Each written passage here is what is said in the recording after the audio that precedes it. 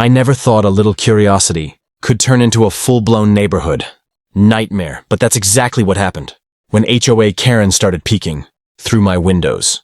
At first it was subtle, a flash of white hair in the corner of my living room, a shadow moving when I walked past the blinds. I chalked it up to coincidence, until one morning, I caught her staring at my breakfast table from across the street, and that's when the paranoia started. Karen wasn't just nosy, she was relentless. She left anonymous notes about my landscaping, complained about my trash cans even when they were neatly tucked away, and had the audacity to call a neighborhood meeting solely to criticize my choice of patio furniture. At first, I tried to ignore her, thinking, maybe if I mind my own business, she'll leave me alone. But that was a mistake. The peeking escalated. Every evening it was like clockwork, a shadow at the blinds, a rustle in the bushes. My family stopped using the living room. My kids avoided the windows. And me, I was ready to snap. But instead of confronting her directly, which we all know can go south, fast in HOA wars, I decided to fight fire with technology. That's when the idea hit me. Motion-activated holograms. Imagine this. Karen, the ultimate snoop, is wandering around my yard, thinking she's spying on me, and suddenly, she's confronted with something she didn't expect. A lifelike hologram of, well, let's just say I didn't hold back on creativity. I spent a weekend planning the setup. I mapped out her usual routes, the angles of the windows she preferred, even the timing of her check-ins. By Sunday night, the holograms were ready. Life-sized figures that could appear instantly when motion sensors detected movement near the windows. Some were humanoid, some were less human. Think towering shadows with glowing eyes. Sudden flashes of movement that could make anyone do a double take. The first test was thrilling. I activated the sensor, and as soon as it detected motion, a hologram appeared in the living room window. My heart was racing, my kids were laughing, and in the driveway I swear I saw Karen freeze mid-step. The moment was perfect. Not only was it satisfying to see her startled, but it also felt like reclaiming my home. Little did I know that was just the beginning. Karen wasn't going to give up quietly, and my holograms were about to trigger a series of events I never could have imagined. Karen didn't just flinch once, she came back. The next evening, I noticed her lurking closer than ever, peering around corners and crouching behind shrubs like a wannabe spy. But this time she wasn't just curious, she was determined. It was as if my holograms had challenged her, and she was on a mission to prove she couldn't be scared. Off by a few flashing lights, I watched from the kitchen window, keeping my composure while she approached the driveway. My heart was pounding, a mix of excitement and caution.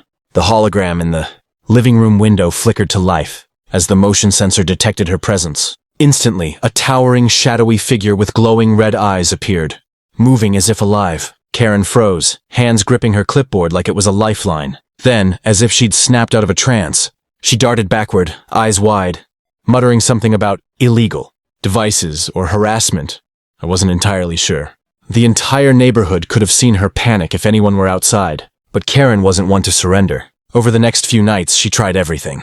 Flashlights, binoculars, even climbing a ladder to get a better angle into my windows. Each time, my holograms responded perfectly, motion-activated and terrifyingly realistic. I upgraded them too, adding random sounds, footsteps, whispers, even a low growl that made her leap like she'd seen a wild animal. She'd run off screaming, then return hours later, trying again. It was like a twisted game of cat and mouse, except I controlled the rules entirely. Meanwhile, my family was watching the spectacle with a mix of awe and amusement. My kids coined nicknames for each hologram: Mr. Creepy, The Watcher, and Shadow. Lady. Dinner became a highlight of the evening as we waited for Karen's inevitable approach. Each encounter was a mix of strategy, suspense, and a little bit of pure, unfiltered satisfaction. The tension in the neighborhood was palpable. Neighbors whispered, some applauded, and others cautiously avoided walking by my house after dark. The brilliance of the holograms wasn't just in scaring Karen, it was in reclaiming my home. For the first time in weeks, I felt like I controlled my own space. The windows were mine, the yard was mine, and every night, I watched Karen's frustration grow without even lifting a finger. The HOA calls, the complaints, the notes, they all started to dwindle once she realized she wasn't going to intimidate me. But Karen's obsession was far from over. She started plotting more extreme measures, desperate to break through my defenses. And that's when things began to get dangerous. The stakes were no longer about annoyance. They were about control. Karen's obsession had reached a new level. It wasn't enough for her to peek or to retreat in fear. She started escalating, testing the limits of my patience and my holograms. One night, I noticed her sneaking around with a flashlight and a camera, trying to catch my devices in action. But she didn't realize that I had anticipated this. Every sensor was now linked to a hidden speaker system and motion-triggered sound effects. The moment she approached, whispers echoed. Shadows moved unnaturally, and sudden flashes of light made her stumble backward. She shrieked, a sound so over the top it made even me laugh. The psychological game had begun. My holograms weren't just startling. They were carefully designed to make her question reality. I added random movements, making the figures vanish and reappear in different windows. Sometimes, they seemed to be staring directly at her, tracking her every move. My neighbors reported seeing strange lights and haunted figures in my yard. But only Karen knew the truth, and she was slowly unraveling. Then came her desperate attempt. She tried to climb my fence in broad daylight, presumably thinking that without darkness, the holograms wouldn't scare her. I had already predicted this move.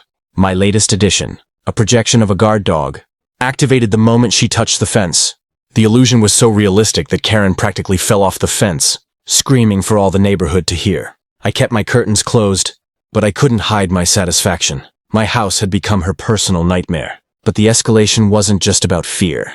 It was about control. Karen sent letters, complained to the HOA, even tried to organize a neighborhood protest against my harassment devices. She became the very definition of obsessed. Every night, I'd watch from my living room as she paced, schemed, and tried to outsmart technology she didn't understand. I didn't have to intervene physically. The holograms did all the work, turning her own persistence into a weapon against her.